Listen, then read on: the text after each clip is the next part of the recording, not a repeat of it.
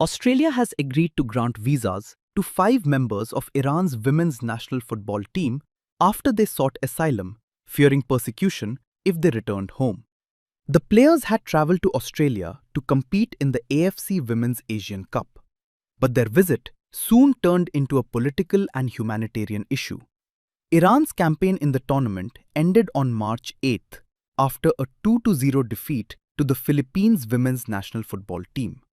Reports in Iranian media say that soon after the match, 5 players quietly left their team hotel with Australian police and sought help from the government.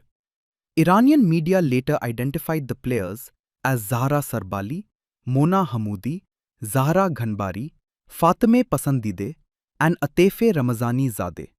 Concerns about the team's safety had been growing even before the tournament ended. Reports said several players refused to sing Iran's national anthem before a match, an act that reportedly led to them being labelled wartime traitors.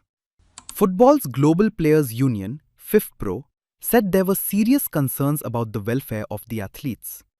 Australian Home Affairs Minister Tony Burke later confirmed that the 5 athletes had been granted visas and moved to a secure location under the protection of the Australian Federal Police. Australia's humanitarian visa program allows refugees and people facing persecution to live, work, and study permanently in the country. According to Australian officials, the rest of the Iranian squad remains at a hotel on the Gold Coast. Burke said the remaining players have also been offered the option to stay in Australia if they feel unsafe returning home. In the very early hours of yesterday morning, the conversation started in earnest.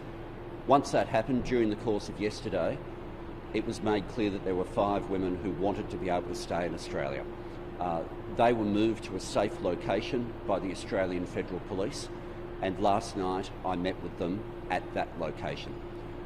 I signed off last night for their applications to go on to humanitarian visas.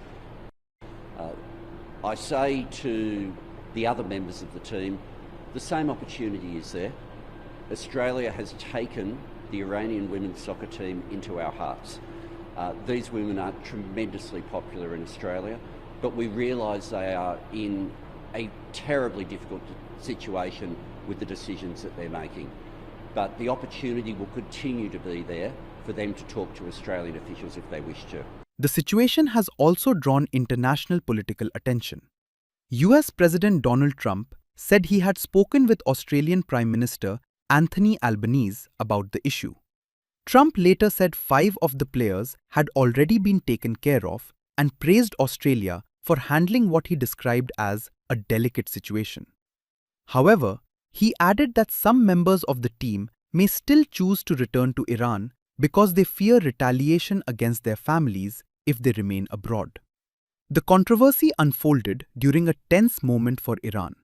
The women's team was competing in the Asian Cup as the United States and Israel launched airstrikes on Iran, reportedly killing Supreme Leader Ali Khamenei.